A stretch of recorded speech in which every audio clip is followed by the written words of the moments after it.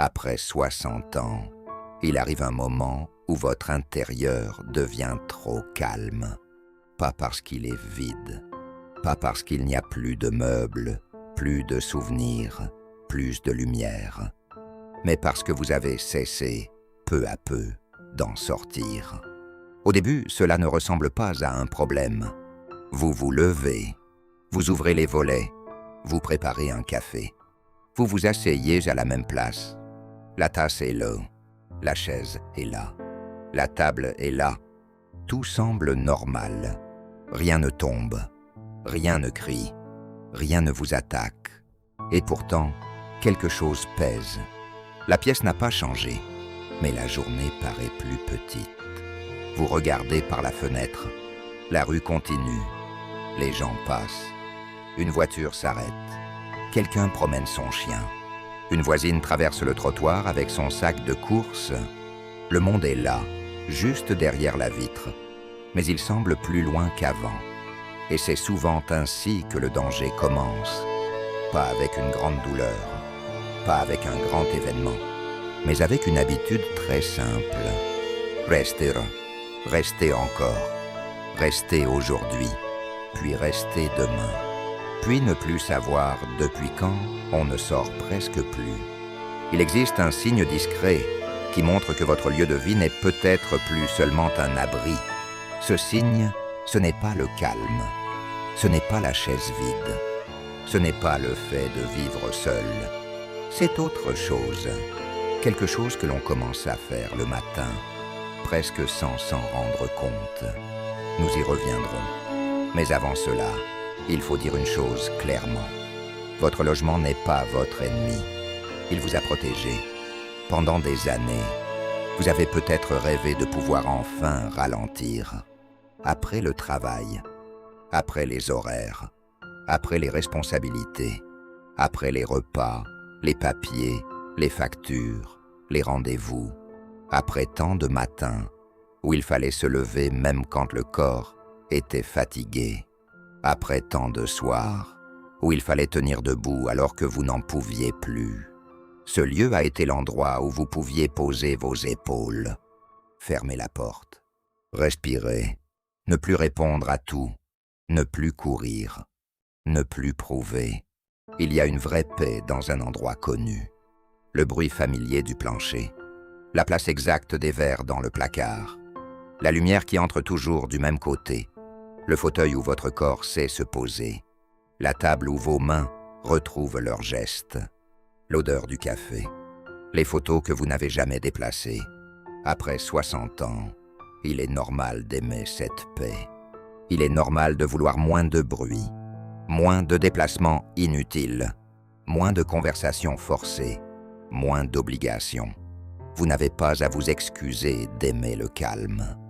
Vous n'avez pas à vivre comme si vous aviez encore 30 ans pour prouver que vous êtes vivant. Un chez-soi doit protéger, mais il devient dangereux lorsqu'il remplace tout le reste. Pas parce que les murs changent, mais parce que la vie commence à se rétrécir. Personne ne se réveille un matin en se disant « Aujourd'hui, je vais m'enfermer dans ma propre existence ». Cela arrive doucement, presque poliment. On annule une sortie, puis une autre. On se dit qu'il fait froid, qu'il pleut, qu'il y aura trop de monde, que cela ne vaut pas la peine, que l'on ira demain, puis demain devient après-demain, après-demain devient la semaine prochaine, et la semaine prochaine devient une habitude. Au début, vous restez pour vous reposer, puis, un jour, sans vraiment le décider, vous restez pour éviter la rue, les regards, les efforts, les conversations. Et ce n'est pas la même chose. Rester chez soi pour reprendre des forces, c'est écouter son corps. Rester parce qu'on n'ose plus sortir, c'est commencer à se retirer de sa propre vie. Il faut faire cette différence avec douceur, parce que personne n'a le droit de vous juger. Personne ne sait ce que votre corps a porté. Personne ne sait les deuils que vous avez traversés. Personne ne sait les déceptions que vous avez avalées sans bruit. Personne ne sait combien de fois vous avez fait semblant d'aller bien. Peut-être que vous restez parce que vous êtes fatigué. Peut-être que vos jambes ne vous obéissent plus comme avant. Peut-être que les escaliers vous inquiètent. Peut-être que la rue vous semble plus rapide, plus dure, plus bruyante qu'autrefois. Peut-être que vous avez perdu quelqu'un et que sortir sans cette personne vous paraît étrange. Peut-être que quelques mots vous ont blessé. Peut-être que vous ne voulez plus demander, ne plus déranger, ne plus expliquer. Alors vous restez et vous dites « je suis bien comme ça ». Parfois, c'est vrai. Mais parfois, cette phrase cache autre chose. Parfois, « je suis bien comme ça » veut dire « je n'ai plus la force d'essayer ». Parfois, cela veut dire « je ne sais plus où aller ». Parfois, cela veut dire « je ne sais plus si quelqu'un serait heureux de me voir ». Et c'est là que l'espace autour de vous commence à devenir trop petit. La solitude après 60 ans ne ressemble pas toujours à un abandon visible. On peut encore avoir une famille, des enfants, des voisins, des connaissances, des numéros dans un téléphone, des noms dans un carnet. Et pourtant, passer des journées entières sans une vraie conversation, pas un échange profond, pas un regard qui s'arrête, pas une présence qui demande vraiment « Comment allez-vous » On peut ne pas être totalement seul sur le papier et se sentir seul dans sa journée. On peut savoir que des gens existent quelque part, mais n'être attendu nulle part aujourd'hui. Et parfois, la solitude commence là, pas quand tout le monde part, mais quand plus personne ne vous attend nulle part. Il y a une différence entre avoir des contacts et avoir une place dans la journée de quelqu'un. Il y a une différence entre savoir que des gens existent et sentir que votre présence compte encore. Quand cette sensation disparaît, on se replie, un peu, puis encore un peu. On se dit que sortir ne changera rien, que les autres sont occupés, que les jeunes n'ont pas le temps, que les voisins ont leur vie, que les amis sont loin, fatigués, malades ou déjà partis. Alors on reste, on allume la télévision pour entendre des voix, pas forcément pour regarder, juste pour que la pièce ne soit pas complètement muette. On laisse la radio parler dans la cuisine, on prend son repas sans vraiment mettre la table. On mange debout parfois, ou sur un coin de table, ou devant l'écran. On ne se sert pas comme on servirait quelqu'un qu'on aime. On se contente de peu, trop peu. Et ce trop peu devient normal. Voilà le vrai problème. Ce n'est pas seulement d'être seul. C'est le moment où vous commencez à vous traiter comme si vous ne méritiez plus d'attention. Comme si, parce que personne ne vient, il n'était plus nécessaire de préparer une vraie assiette. Comme si, parce que personne ne regarde, il n'était plus nécessaire de mettre une chemise propre. Comme si, parce que personne ne vous attend, il n'était plus nécessaire de faire un pas vers la journée. Mais vous êtes encore là, et votre présence mérite encore du respect, même si personne ne sonne, même si le téléphone ne bouge pas, même si aucun rendez-vous n'est inscrit sur le calendrier. Vous méritez de vivre comme quelqu'un qui compte. Votre lieu de vie doit vous protéger, il ne doit pas vous effacer. Regardez les signes. Pas pour vous faire peur, pas pour vous accuser, seulement pour voir clair. Le premier signe, c'est quand le matin arrive et que vous ne préparez plus rien pour la journée. Vous vous levez, mais vous ne vous habillez pas vraiment. Vous ne pensez pas à sortir. Vous ne vous demandez pas ce que vous pourriez faire. Vous vous installez simplement dans les heures qui passent, comme dans une salle d'attente. Le deuxième signe, c'est quand vous dites trop souvent « à quoi bon ?» À quoi bon mettre cette veste? À quoi bon acheter le pain moi-même? À quoi bon appeler cette personne? À quoi bon marcher un peu? À quoi bon cuisiner correctement? À quoi bon ouvrir grand les volets? Cette phrase paraît petite, mais elle peut fermer beaucoup de portes.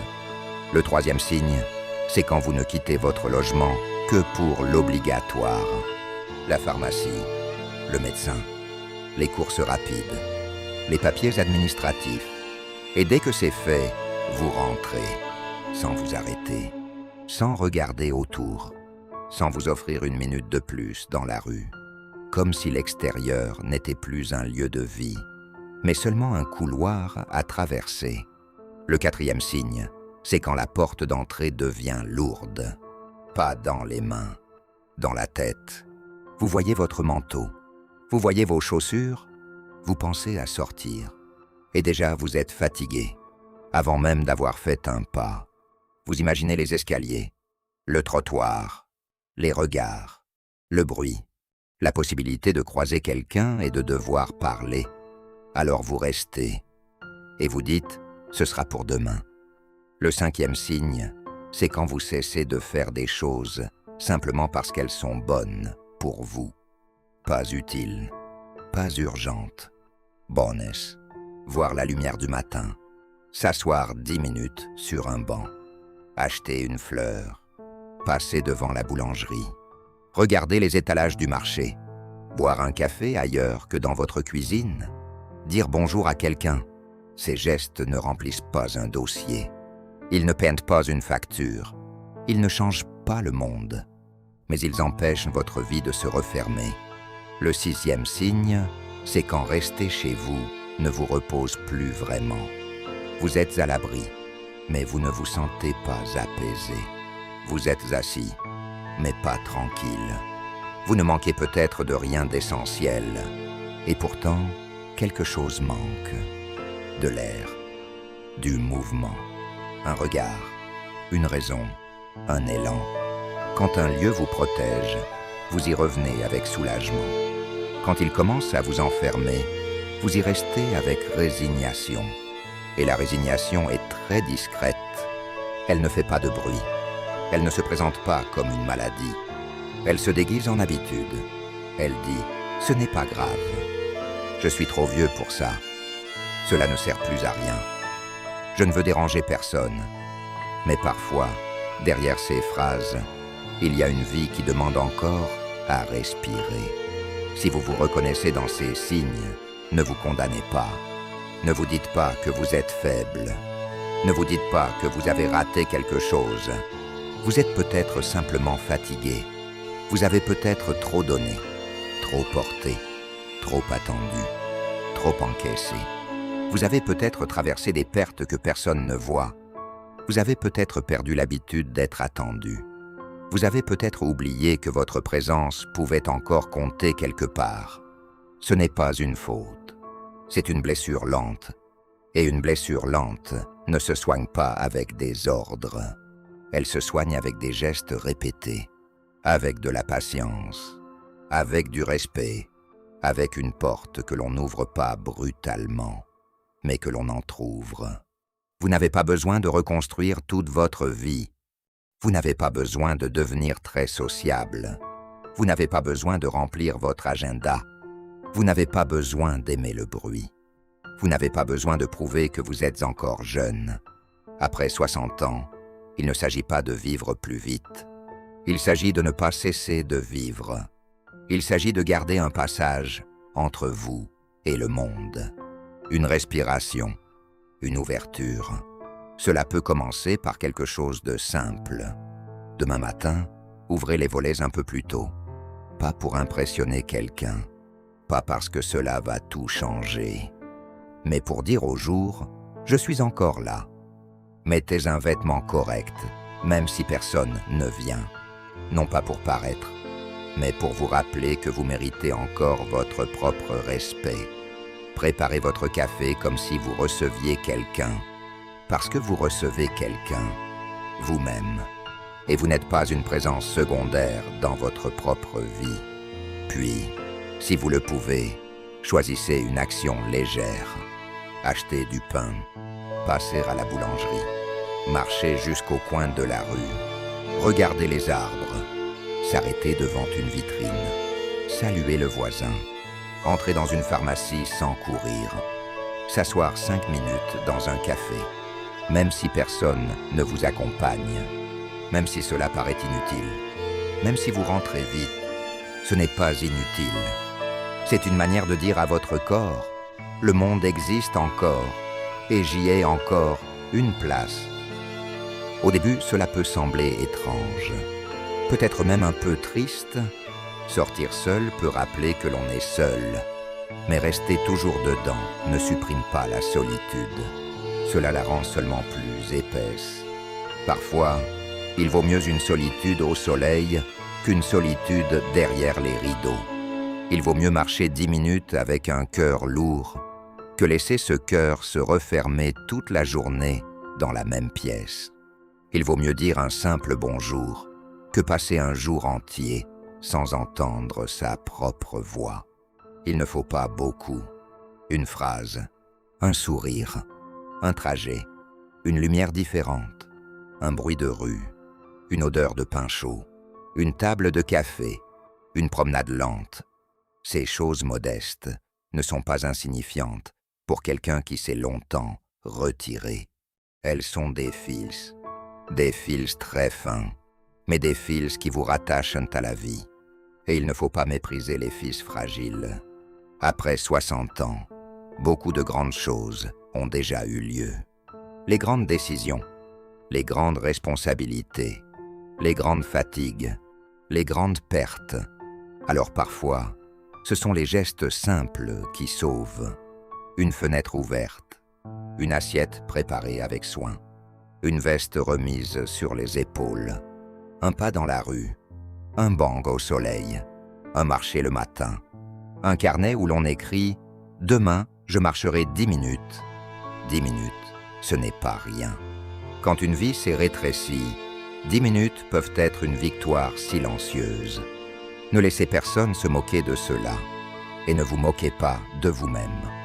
Il y a une dignité immense dans les recommencements discrets. Il y a une force réelle dans le fait de reprendre une habitude simple. Il y a du courage dans une main nagée qui prend les clés, ouvre la porte et décide de ne pas passer toute la journée enfermé. Ce courage ne ressemble pas au film. Il ne fait pas de bruit. Personne ne l'applaudit. Mais il existe et il compte. Peut-être que votre première sortie sera courte. Peut-être que vous ne parlerez à personne.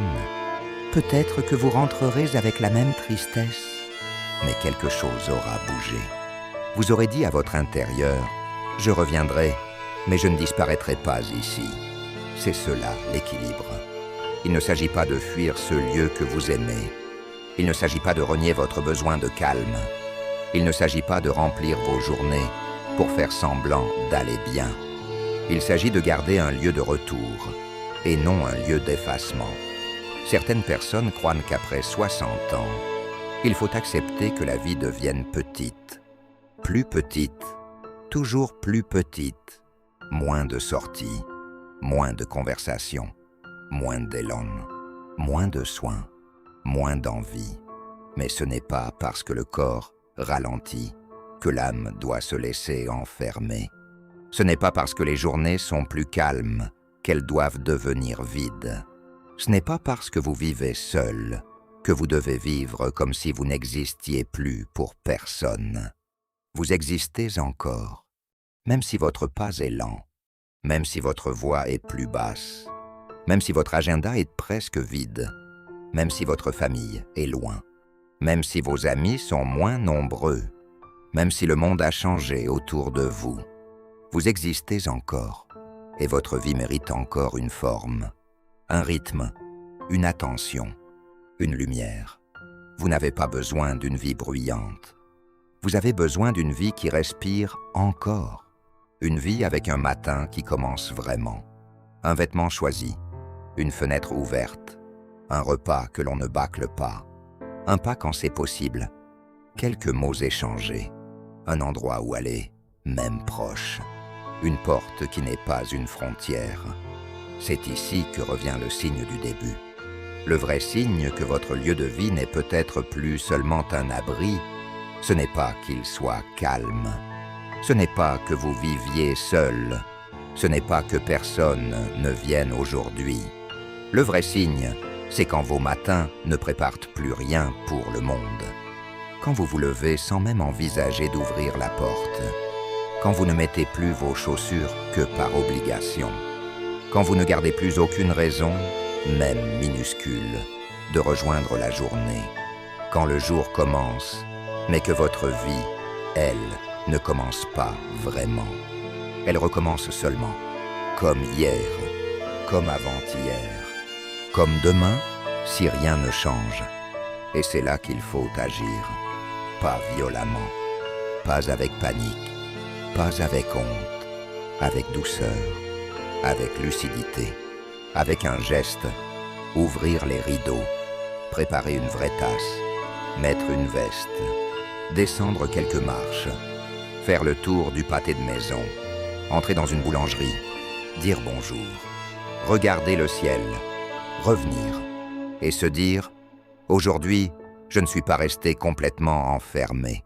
Ce sera peut-être tout, mais ce sera déjà quelque chose. » La vie, après 60 ans, ne demande pas toujours de grands départs. Elle demande parfois de ne pas fermer toutes les portes en même temps. Elle demande de garder un passage vers les autres, vers la rue, vers le matin, vers soi-même. Si votre intérieur est calme, ne le haïssez pas. Remerciez-le de vous abriter, mais ne lui donnez pas toute votre vie. Si votre fauteuil est confortable, gardez-le. Mais ne laissez pas ce fauteuil devenir le seul endroit où vos journées existent. Si votre cuisine est tranquille, aimez-la. Mais ne laissez pas le calme décider à votre place. Il reste possible d'être vu. Il reste possible de marcher lentement dans une rue, de s'asseoir dans un café sans se justifier, d'acheter une fleur pour soi, d'avoir une journée différente de celle d'hier. Et si personne ne vous donne cette permission, donnez-la vous, doucement, sans bruit, pas pour prouver quoi que ce soit, pas pour faire plaisir aux autres, mais pour ne pas laisser votre existence se réduire à 4 murs. Après 60 ans, la paix est précieuse. Le calme est précieux. Votre chez-vous est précieux. Mais vous aussi, vous êtes précieux. Alors, aujourd'hui ou demain, ouvrez un peu la porte. Pas longtemps, pas loin, juste assez pour laisser rentrer l'air. Juste assez pour rappeler à votre corps le chemin du monde. Juste assez pour rappeler à votre cœur qu'il n'est pas obligé de vivre caché. Votre chez-vous doit être l'endroit où vous revenez, pas l'endroit où vous disparaissez. Après 60 ans, ouvrez doucement la porte. Non pas pour fuir ce que vous aimez, mais pour retrouver un peu de vous-même.